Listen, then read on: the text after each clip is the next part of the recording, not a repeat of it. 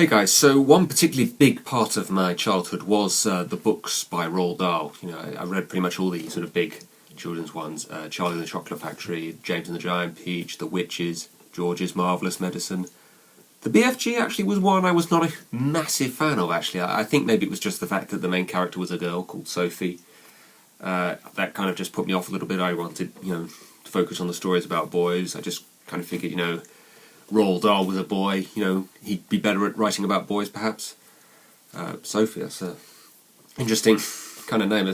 For some reason, there's been a lot of girls in my life called Sophie that I've been romantically either involved with or interested in. There were at least two girls at school called Sophie that I was interested in, one of which became my girlfriend later on. There was another woman that I work with now called Sophie that I'm kind of interested in. And there's also Sophie Turner from Game of Thrones that I kind of like as well. But I'm completely going off topic now and everything. The BFG was adapted into an animated film in 1989. It was a direct-to-TV film with David Jason as the BFG. I don't know who voiced Sophie. She was perfectly good and everything. Looked a bit like Thelma from Scooby-Doo, though, oddly enough.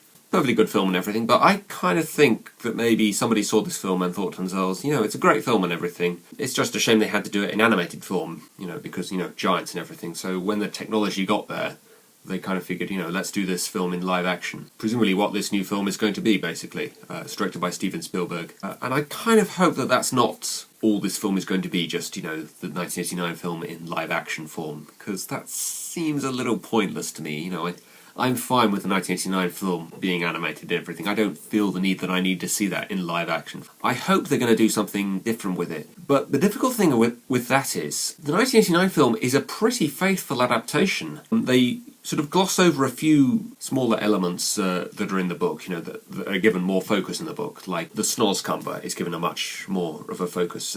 There's also quite a preachy sort of segment of the book where the BFG talks about humans killing other humans and eating animals and everything, which I didn't particularly care for, actually. I didn't really agree with what he was saying.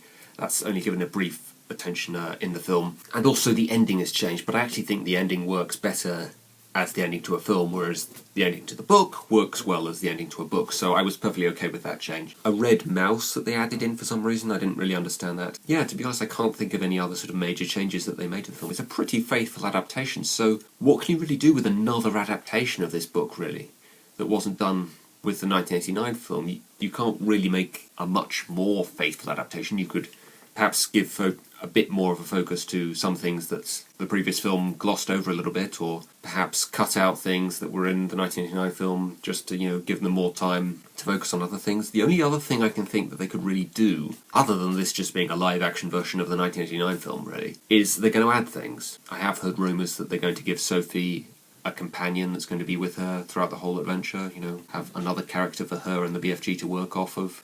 Presumably it's going to be a boy, give the appeal to both boys and girls, maybe. I've heard a rumour that there's going to be a human antagonist, because the antagonists in the book are quite obviously the other giants that they have to basically capture and stop from eating humans. And they're not really characters in any kind of major way. I mean, they talk and they interact with the BFG and everything, but to be honest, they're more sort of like monsters, because, they just go around killing humans, basically. There's never really any real scene where they attempt to sort of justify what they're saying, what they're doing. They never really sort of come across as being particularly intelligent. We never really find out a huge amount about them other than the types of humans that they eat. Yeah, there's a huge part of the book, actually, which talks about what different types of humans taste like, and given that the BFG doesn't eat humans, it's kind of weird how much he knows about what humans of the world actually taste like. It's in the film as well, which I thought was also kind of strange, because it's actually one of the first things that he and Sophie talk about when they first sort of properly meet.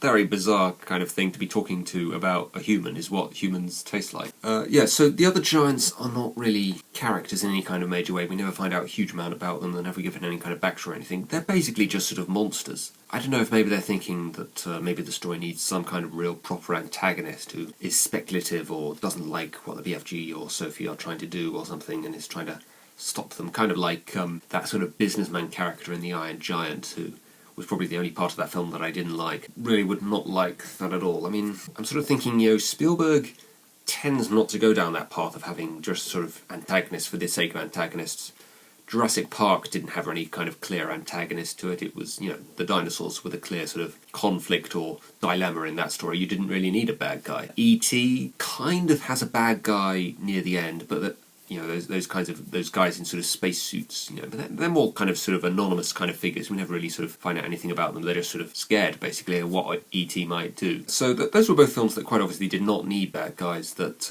he didn't really insert any kind of bad guy into. On some level, he does sort of understand that, stories do not always need bad guys. I would hope that if that has been suggested to him, we have some kind of antagonist, that he rejected that idea. As for giving Sophie a companion, I would be against it, just because I'd be against anything really that strays away from the book, really. The book's fine the way it is, and I think it would work well as a film. So I don't really like the idea of straying away from the book, but I guess maybe they're thinking about the fact that, we already have one film.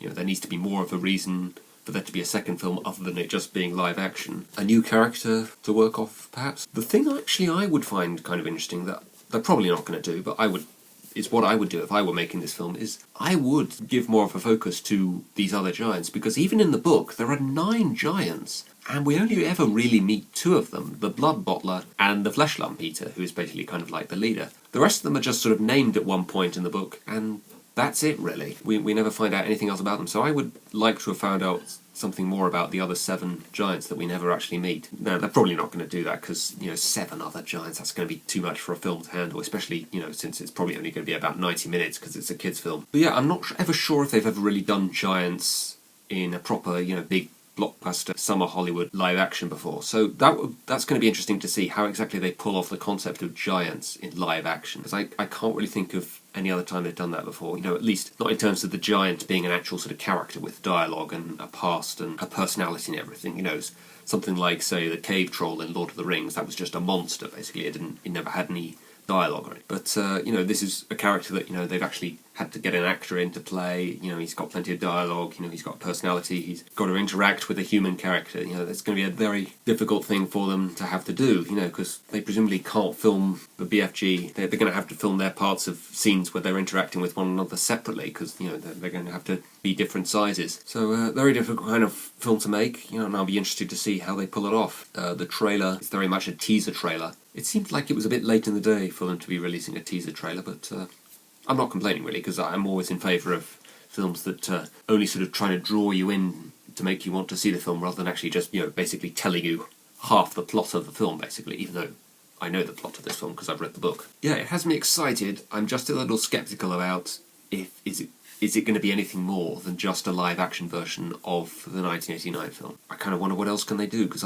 generally speaking, I think I would probably be against any kind of change from the book. So yeah, it's going to be difficult to see, are the effects and, is the acting going to be enough really to sort of justify this film's existence when you consider that this is the second adaptation of this book. But yeah, I'm still very excited to see it, and if the film's successful, it will maybe encourage them to make more film adaptations of Roald Dahl's work, because I would love to see adaptations of The Twits and George's Marvellous Medicine, since we have not had any kind of films of those books to date. But yeah, looking forward to this film. I'll be very interested to see how they pull this off effects-wise. So that's that, guys, and I will see you guys soon.